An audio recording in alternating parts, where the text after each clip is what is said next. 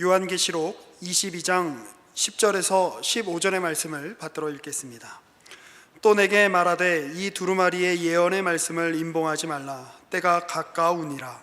불의를 행하는 자는 그대로 불의를 행하고, 더러운 자는 그대로 더럽고, 의로운 자는 그대로 의를 행하고, 거룩한 자는 그대로 거룩하게 하라. 보라, 내가 속히 오리니 내가 줄 상이 내게 있어 각 사람에게 그가 행한 대로 갚아주리라. 나는 알파와 오메가요 처음과 마지막이요 시작과 마침이라. 자기 두루마리를 빠는 자들은 복이 있으니 이는 그들이 생명나무에 나아가며 문들을 통하여 성에 들어갈 권세를 받으려 함이로다. 개들과 점술가들과 음행하는 자들과 살인자들과 우상숭배자들과 및 거짓말을 좋아하며 지어내는 자는 다 성 밖에 있으리라. 아멘. 계시록 우리가 22장 10절 이하의 말씀 읽고 있죠. 어떠세요? 계시록 22장을 펴놓으니까 이제 성경 정말 다 읽었구나 이런 느낌이 좀 드실 것 같은데, 괜히 설교를 여러분이 한 건 아니고 듣기만 했는데도 뿌듯한 그런 마음이 있지 않을까 싶습니다. 계시록은 목사님들이 말씀하셨다시피 그냥 성경의 한 책이 아니라 성경 전체를 종결짓는, 성경 전체의 비전을 마무리하는 그런 정말 마지막 책입니다. 우리에게 열어서 보여주고 있는 계시록이 전하려고 하는 본론 단락은 사실 이미 22장 5절까지의 말씀으로 일단락이 됐다고 보여집니다. 6절 이하의 말씀은 그럼 뭐냐? 말하자면 후기 같은 거죠. 에필로그라고 우리가 이제 많이 쓰는, 그러니까 오늘 우리가 읽은 본문도 그 후기 단락에 들어가 있는 부분이라고 우리가 볼 수 있을 겁니다. 지난주일까지 우리는 그 계시록의 본론 부분을 20여 차례에 걸쳐서 1장 후반부터 22장 그 초반부까지 5절까지 살펴보았습니다. 여러분들 한번 떠올려 보세요. 지난 20여 주 동안 계시록의 말씀을 우리가 들으면서 가장 많이 강조되었던 바가 무엇인지, 가장 많이 들었던 말씀은, 강조되었던 말씀은 어떤 것이었는지를 한번 좀 떠올려 볼 필요가 있습니다. 그런 말씀들이 기억이 나죠. 이 세상에서 핍박과 유혹에 직면해 있는 교회들에게 하나님이 너희를 다 보고 계신다, 살피고 계신다, 지키신다, 그리고 격려하신다 하는 그런 어떤 하나님께서 교회를 지키신다는 위로와 격려의 메시지가 분명히 있었던 것 같습니다. 그리고 또 한 가지 또 더 중요한 강조점 중에 하나는 이 세상에서 우리 눈에는 잘 보이지 않지만 천상의 실제가 있다는 거죠. 하늘이 열리면 보이는, 우리가 보는 것보다 훨씬 더 큰 세계, 훨씬 더 큰 실제가 있다고 하는 것입니다. 하늘이 열리고 요한에게 어떤 그 천상의 실제가 열려서 보이게 되는데 어떤 내용이냐? 이 세상은 하나님이 통치하시더라 하는 것입니다. 그리고 죽임당하신 어린 양 예수 그리스도께서 하나님에게서 그 통치권을 받으셨다 하는 내용도 그 안에 들어 있었습니다. 그리고 이렇게 하나님이 영광 받으시고 하나님이 다스리셔서 우리에게는 아무 걱정과 근심이 없느냐 하면 그렇지 않다. 이 세상에는 하나님을 거스르는 악한 세력이 있다. 그래서 그 악한 세력이 존재하지만 그들이 하나님의 통제권 밖에서 통제불능의 상태로 우리를 괴롭히는 것이 아니라 하나님이 다 알고 계시고 그들을 주관하고 계시며 그들을 통제하고 계신다 하는 것이 요한계시록의 중요한 내용 중에 또 한 가지였습니다. 하나님은 이 세상에서 일어나는 모든 일을 다 알고 계십니다. 그리고 마지막 날에 그 모든 것들을 심판하시고 하나님의 공의를 드러내실 것입니다. 악한 세력이 잠깐 왕노릇하는 것처럼 보이는 이 세상이지만, 그러나 이 세상 속에서 우리가 하나님의 백성으로 살아갈 때, 어린 양의 신부로 부름받아서 살아갈 때 여러 가지 핍박과 유혹의 정황들 속에 우리가 직면하지만 그 속에서 세상에서 지지 말아야 될 이유가 있다는 것을 요한계시록은 우리에게 계속해서 일깨워주고 있습니다. 너희는 이 세상 속에서 보이는 것이 전부인 것처럼 살아가는 사람들 속에서, 그래서 그냥 누가 더 많이 갖느냐를 경쟁적으로 추구하는 이 세상 속에서 보이는 것이 다가 아니다. 하나님이 다스리신다. 그 하나님이 언젠가 이 세상을 끝장내실 때가 온다. 하나님의 공의를 세우실 날이 온다라는 사실을 증언하면서 살아라 라고 요구하고 있는 것이 이제 요한계시록의 본론 말씀이었습니다. 그러나 우리가 막상 세상 앞에 서게 되면 또 우리의 눈에 보이는 어떤 현실 앞에 서게 되면 우리는 그 앞에서 위축됩니다. 무력감이 느껴집니다. 우리가 할 수 있는 것은 너무나 작은 일들인 것 같고, 그런 일들이 이 세상에 어떤 유의미한 변화를 이끌어내지 못한다는 것이 너무나 분명하기 때문에 그 속에서 무력감을 느끼고, 내가 하나님의 백성으로 열심히 산다고 해서 뭐 특별하게 이 세상이 변화가 되는 일이 있겠는가 하는 생각이 듭니다. 그러나 그럼에도 불구하고 우리가 이 세상을 살면서 하나님의 백성으로서의 증언을 멈추지 말아야 되는 이유, 그리고 하나님의 백성답게 계속해서 살아야 되는 동기를 부여하는 말씀이 오늘 우리가 읽은 이 후기에 나오는 말씀입니다. 오늘 말씀을 우리가 10절서부터 읽었는데요, 6절부터 이제 후기라고 이해하시면 되겠다라고 말씀드렸습니다. 6절과 7절의 말씀을 한번 같이 보겠습니다. 또 그가 내게 말하기를, 이 말은 신실하고 참된지라. 주 곧 선지자들의 영의 하나님이 그의 종들에게 반드시 속히 되어질 일을 보이시려고 그의 천사를 보내셨도다. 보라, 내가 속히 오리니 이 두루마리의 예언의 말씀을 지키는 자는 복이 있으리라 하더라. 6절 7절의 이 말씀 보시면 하나님이 그의 종들에게 반드시 속히 될 일을 보이신다. 그리고 예수님이 하나님이 속히 올 것이다. 그러니 이 두루마리의 말씀을 지키는 자는 복되다, 이렇게 말씀을 하십니다. 이 말씀 여기에서 뭐 처음 나온 말씀이 아니라 이 말씀은 요한계시록이 본론이 시작되기 전에 서론 부분에서도, 그러니까 이 에필로그에서 이 말씀이 나오기 전에 프롤로그에서도 있었던 말씀입니다. 우리 1장으로 한번 넘어가 보겠습니다. 요한계시록 1장 1절 말씀. 이제 요한계시록을 쓰면서 요한이 중요한 본론의 말씀을 할 건데, 그 본론의 말씀을 들어가기에 앞서서 먼저 못 받고 시작하는 부분이죠. 1절. 예수 그리스도의 계시라. 이는 하나님이 그에게 주사 반드시 속히 일어날 일들을 그 종들에게 보이시려고 그의 천사를 그 종 요한에게 보내어 알게 하신 것이라. 요한은 하나님의 말씀과 예수 그리스도의 증거 곧 자기가 본 것을 다 증언하였느니라. 이 예언의 말씀을 읽는 자와 듣는 자와 그 가운데에 기록한 것을 지키는 자는 복이 있나니 때가 가까움이라. 굉장히 유사하죠. 반드시 속히 될 일을 보이시려고 그 천사를 보냈다. 봐, 내가 속히 온다. 이 예언의 말씀을 지키는 자는 복이 있다. 이렇게 우리가 요한계시록의 마지막 부분에서 후기 부분에서 말씀을 들었는데, 그 말씀은 이미 요한계시록이 시작될 때 울려 퍼진 말씀입니다. 그리고 우리가 넘어온 김에 1장 8절의 말씀을 한번 보겠습니다. 주 하나님이 이르시되 나는 알파와 오메가라. 이제도 있고 전에도 있었고 장차 올 자요 전능한 자라 하시더라. 이 1장 8절의 말씀은 뭐 요한계시록 여러 군데에서 계속 반복해서 선포되는 말씀이지만, 우리가 읽은 이 후기 부분에서도 다시 한번 강조됩니다. 다시 본문으로 넘어오셔서 22장 13절입니다. 나는 알파와 오메가요, 처음과 마지막이요 시작과 마침이라. 그러니까 본론을 들어가기에 앞서 서론 부분에서 했었던 말씀들을 다시 본문이 끝난 뒤에 후기 부분에서도 반복해서 말씀하고 있죠. 이 반복되는 주제는 무엇이냐? 우리가 보는 바와 같습니다. 요한계시록의 본론 부분에서 열어서 보여주는 이 환상의 말씀들, 하나님이 앞으로 이루실 이 일들은 반드시 이루어질 일이고 속히 될 일이다 하는 점입니다.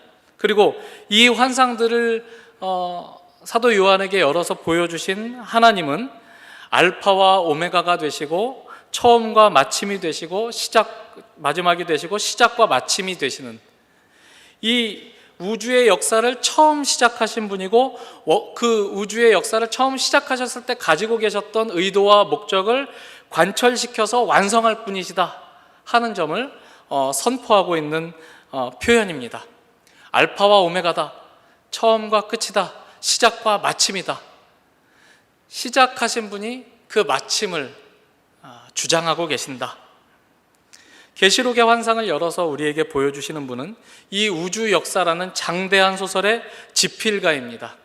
그분의 머릿속에서 시작이 나왔습니다. 그분의 의도가 있어서 시작했습니다. 그러니 그 끝은 어디에서 마무리될까요? 의도하지 않았는데 사건 사고가 점철되면서 원래 작가가 의도하지 않은 방식으로 이야기가 그냥 마무리되고 흐지부지되고 마는 그런 이야기가 아니라는 것입니다. 처음에 이 우주의 역사를 시작하신 분이 가지고 계셨던 생각, 가지고 계셨던 뜻, 의지, 계획, 목적이 완성될 때가 있으며 그 시기는 우리가 생각하는 것보다 굉장히 가깝다, 속히 될 것이다 라고 말하고 있습니다. 우리의 신앙생활은 이 긴박감을 전제로 해서 요구되고 있습니다. 성경은 우리의 신앙생활을 그냥 기회는 많아, 한번 해봐, 얼마든지 실수해도 좋아, 물론 이제 그런 측면이 분명히 있습니다만 마지막 때가 멀지 않았다, 그날이 도둑같이 임할 것이다, 내가 속히 오리라 하는 이 긴박감 위에서 요청되는 말씀이기도 한 것입니다. 오늘 우리가 읽은 본문에서도 10절 말씀을 보시면 또 내게 말하되 이 두루마리의 예언의 말씀을 인봉하지 말라, 때가 가까우니라, 이렇게 기록하고 있습니다. 이 두루마리의 말씀을 인봉하지 말아라, 때가 가깝다, 마지막 때가 올 것이니 이 두루마리의 말씀, 이 두루마리에 기록된 여러 가지 환상의 말씀들을 많은 사람들이 보고 듣게 하라, 이런 뜻이겠죠. 1장 후반부부터 22장 초반까지 본론의 내용들을 많은 사람들이 보고 듣게 하라는 뜻인 것처럼 보입니다. 그러나 11절로 넘어가면 이어지는 말씀들은 좀 당황스럽기도 하고 좀 의미심장하기도 한데 11절의 말씀을 한번 이어서 보겠습니다. 불의를 행하는 자는 그대로 불의를 행하고 더러운 자는 그대로 더럽고 의로운 자는 그대로 의를 행하고 거룩한 자는 그대로 거룩하게 하라. 무슨 뜻일까요? 전도하지 말아라, 회개를 선포하지 말아라, 이런 뜻일까요? 그렇지 않습니다. 이 두루마리가 봉인되지 않은 채로 열려 있고 또 마지막 날이 올 때까지 주의 백성들은 계속해서 이 세상 가운데서 하나님의 다스리심을 증언할 것이기 때문에 전도는 계속 이어질 것이고 회개를 선포하는 메시지는 우리를 통해서 그리고 하나님이 기록하신 말씀이 인봉되지 않음을 통해서 계속해서 전해질 것입니다. 마지막 날이 올 때까지 주께서는 회개의 기회를 열어주실 것입니다. 그러나 주께서 반드시 속히 이루실 일이 목전에 있기 때문에 그 마지막 때가 임박해 있기 때문에 다른 사람 신경 쓸 겨를이 없다. 너에게 주어진 내 역할, 신자로서의 너의 정체성을 지키는 일을 게을리하지 말아라 라는 권면이 붙어서 나오는 것입니다. 악을 고치려고 하지 말고 네 역할을 충실하게 감당해라. 악한 사람들이 있을 겁니다.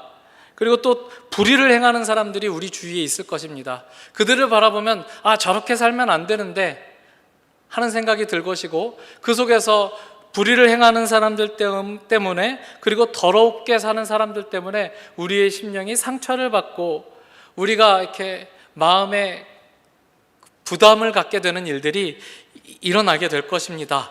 그러나 그런 사람들이 있는 속에서 하나님의 백성으로 요구받고 있는 하나님의 백성으로 사는 일을 게을리하지 말아라, 양보하지 말아라 라고 말씀하고 있는 대목인 것이죠. 하나님이 언제 임하실지 모르기 때문에 그날이 도둑같이 임할 것이기 때문에 성경은 신자들에게 주는 모든 권면을 이런 긴박감을 전제로 해서 요구하고 있다는 사실을 우리가 성경 본문 여러 곳에서 발견할 수 있습니다. 우리 얼마 전에 보았던, 요한계시록 하기 전에 보았던 베드로 후서의 말씀을 한번 찾아가서 잠깐 보도록 하겠습니다. 베드로 후서 3장 8절.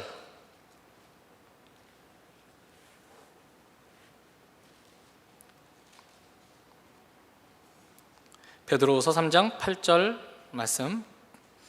사랑하는 자들아, 주께는 하루가 천년 같고 천년이 하루 같다는 이 한 가지를 잊지 말라. 주의 약속은 어떤 이들이 더디다고 생각하는 것 같이 더딘 것이 아니라 오직 주께서는 너희를 대하여 오래 참으사 아무도 멸망하지 아니하고 다 회개하기에 이르기를 원하시느니라. 그러나 주의 날이 도둑같이 오리니 그날에는 하늘이 큰 소리로 떠나가고 물질이 뜨거운 불에 풀어지고 땅과 그 중에 있는 모든 일이 다 드러나리로다.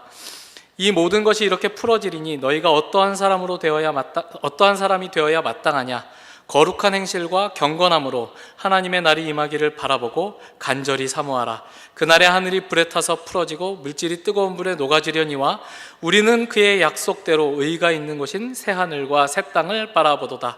그러므로 사랑하는 자들아, 너희가 이것을 바라보나니 주 앞에서 점도 없고 흠도 없이 평강 가운데서 나타나기를 힘쓰라.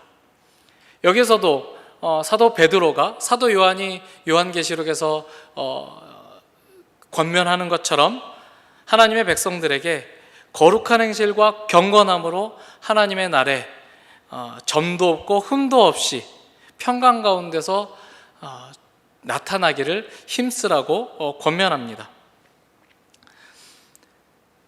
본문으로 우리가 다시 돌아와서 22장의 말씀을 보면 14절과 15절의 말씀을 한번 우리가 보겠습니다.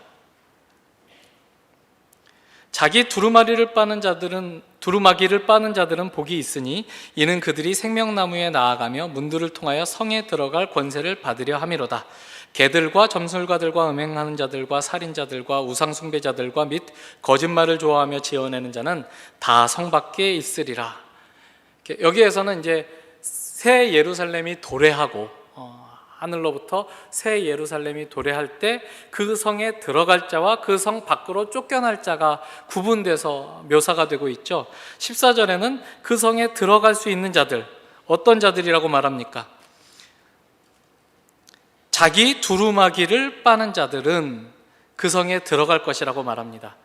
그리고 15절에는 그 성에서 쫓겨날 자들, 개들과 점술가들과 음행자들과 살인자들과 우상숭배자들과 거짓말장이들로 묘사되고 있죠. 이런 사람들은 하나님이 싫어하시는 사람들이고 악을 행하는 사람들이고 세상의 권세를 탐하는 사람들입니다. 그러니까 세상의 법칙에 충실하게 살아가는 사람들이죠. 그러나 성 안에 들여지는 사람들은 이들과는 다르게 뭔가 이렇게 거룩하고 흠이 없고 의롭고 성실하고 매너 있고 사람이 좀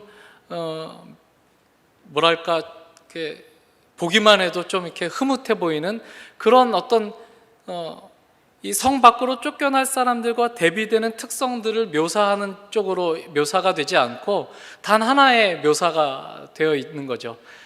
자기 두루마기를 빠는 자들, 두루마기, 그러니까 겉옷입니다. 악인들은 여러 악행을 저지르는 모습으로 묘사되어 있는 반면에 의인들을 묘사하고 있는 표현은 단 하나죠. 자기 두루마기를 빠는 자들. 그러니까 자기 두루마기를 어떻게 빤다는 것일까요? 그러니까 여기 이제 세탁을 한다는 의미인데 어떻게 자기 두루마기를 세탁을 할 수 있을까요? 요한계시록 7장에 그 힌트가 나와 있습니다. 7장 9절입니다.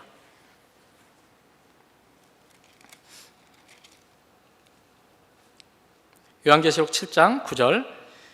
2일 후에 내가 보니 각 나라와 족속과 백성과 방언에서 아무도 능히 셀 수 없는 큰 무리가 나와 흰 옷을 입고 손에 종려가지를 들고 보좌 앞과 어린 양 앞에 서서 큰 소리로 외쳐 이르되 구원하심이 보좌에 앉으신 우리 하나님과 어린 양에게 있도다 하니 모든 천사가 보좌와 장로들과 네 생물의 주위에 서 있다가 보좌 앞에 엎드려 얼굴을 대고 하나님께 경배하여 이르되 아멘. 찬송과 영광과 지혜와 감사와 존귀와 권능과 힘이 우리 하나님께 세세토록 있을지어다. 아멘 하더라.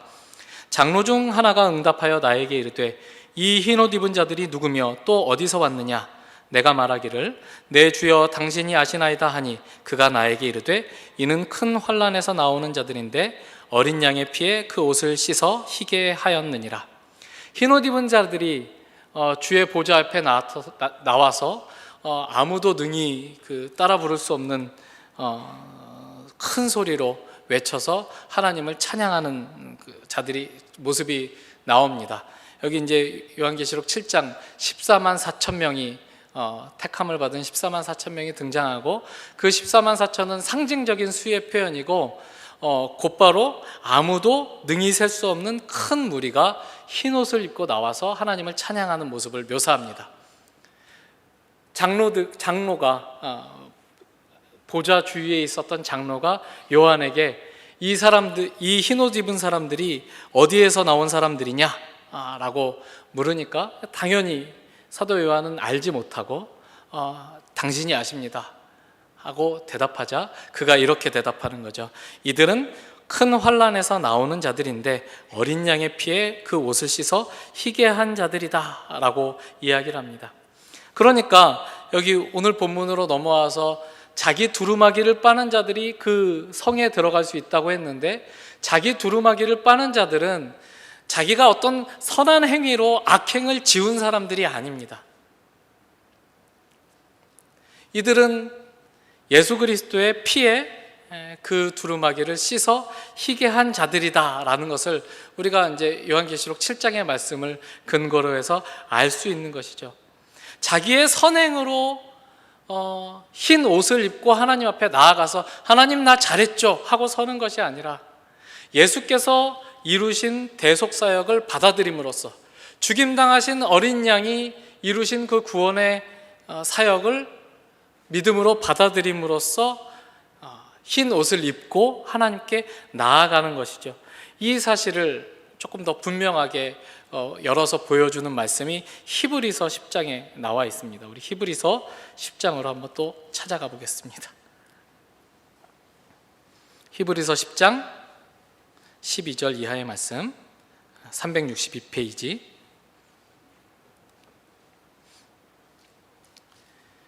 히브리서 10장 12절입니다. 오직 그리스도는 죄를 위하여 한 영원한 제사를 드리시고 하나님 우편에 앉으사 그 후에 자기 원수들을 자기 발등상이 되게 하실 때까지 기다리시나니 그가 거룩하게 된 자들을 한 번의 제사로 영원히 온전하게 하셨느니라. 또한 성령이 우리에게 증언하시되 주께서 이르시되 그날 후로는 그들과 맺을 언약이 이것이라 하시고 내 법을 그들의 마음에 두고 그들의 생각에 기록하리라 하신 후에 또 그들의 죄와 그들의 불법을 내가 다시 기억하지 아니하리라 하셨으니 이것들을 사하셨은즉 다시 죄를 위하여 제사 드릴 것이 없느니라.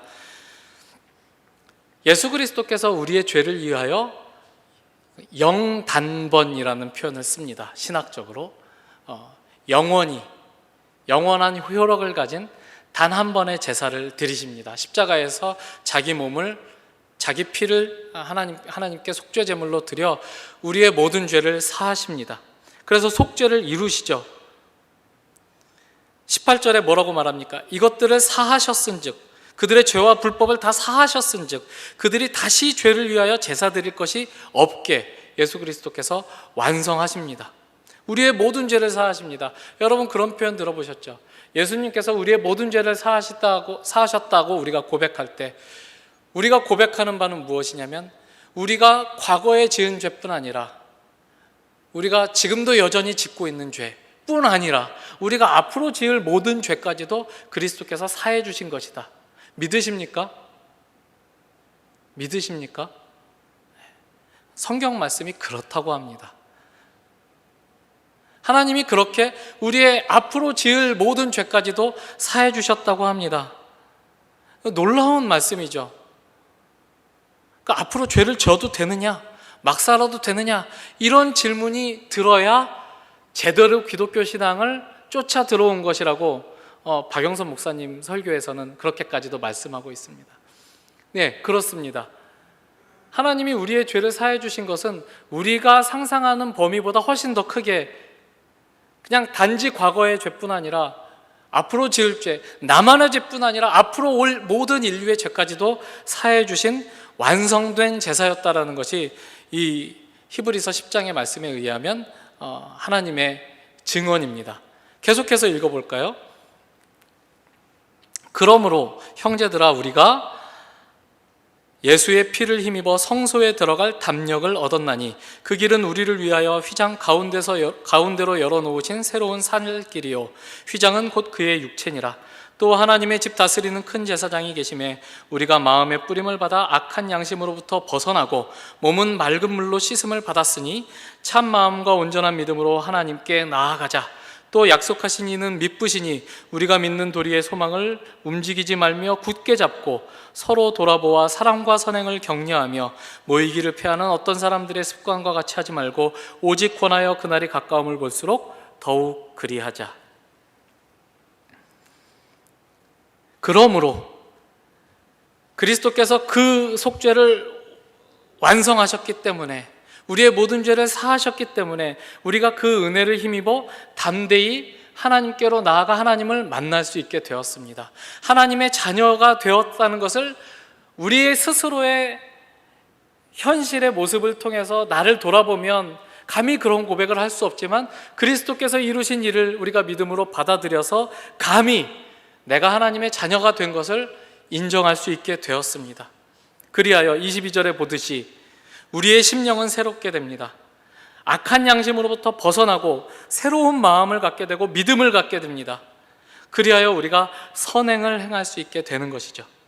사랑으로 살 수 있게 되는 것입니다.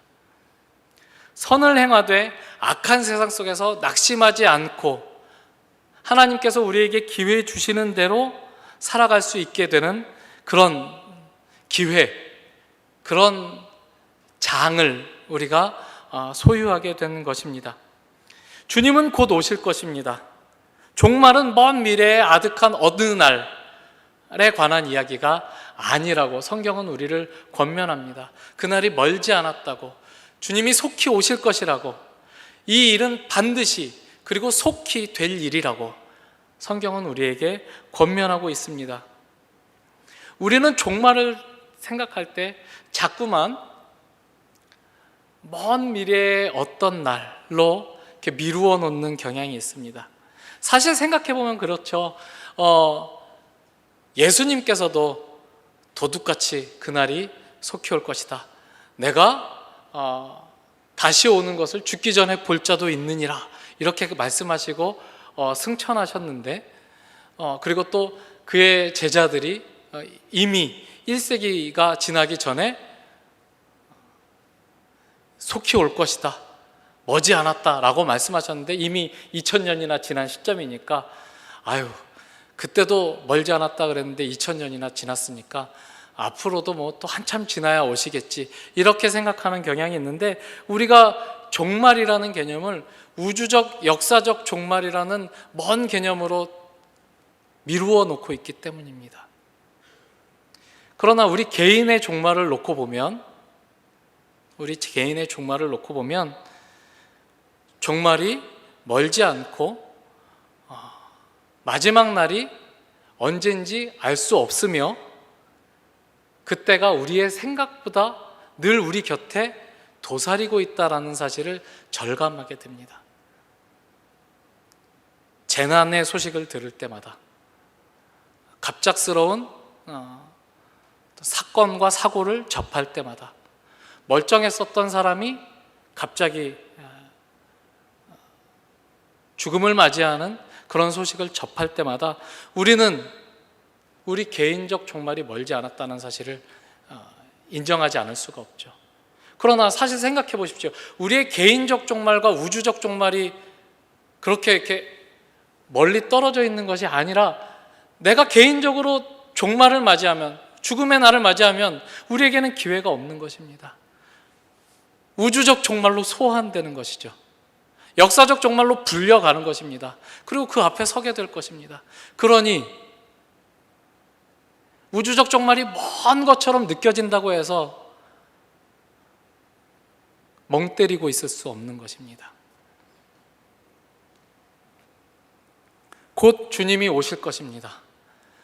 하나님이 우리를 언제 자 됐다 이제 와라 하고 부르실지 모른다는 것입니다. 그러니 너에게 주어진 그 삶, 너에게 주어진 그 기회 버리지 말고, 흘려보내지 말고 하나님의 백성으로 살아라 라고 오늘 이 말씀을 통해서 우리에게 가르쳐주고 계시는 것입니다. 이 요한계시록 후기 말씀에서도 긴박함을 전제로 하고 우리에게 신앙생활을 하라는 권면이 주어진다고 말씀드렸습니다. 여러분이 신앙생활을 하는 것이 긴박하게 느껴지십니까? 그 긴박감이 잘 느껴지지 않습니다. 그러나 기회는 한정되어 있습니다. 주님께서는 속히 온다고 말씀하고 계십니다. 하나님의 백성으로 살 기회가 점점 줄어들고 있습니다. 그러니 우리에게 허락된 그 기회를 우리가 놓치지 말아야 될 것입니다. 마지막으로 우리 갈라디아서 6장 말씀으로 한번 가보겠습니다. 갈라디아서 6장 7절 말씀, 310면 갈라디아서 6장 7절. 스스로 속이지 말라. 하나님은 업신여김을 받지 아니하시나니 사람이 무엇으로 심든지 그대로 거두리라. 자기의 육체를 위하여 심는 자는 육체로부터 썩어질 것을 거두고 성령을 위하여 심는 자는 성령으로부터 영생을 거두리라. 우리가 선을 행하되 낙심하지 말지니 포기하지 아니하면 때가 이름에 거두리라. 그러므로 우리는 기회 있는 대로 모든 이에게 착한 일을 하되 더욱 믿음의 가정들에게 할지니라. 하나님이 우리에게 너희에게 주어진 시간 동안 기회가 주어져 있는 대로 착한 일을 하라, 선한 일을 하라, 사랑을 하라 권면하십니다.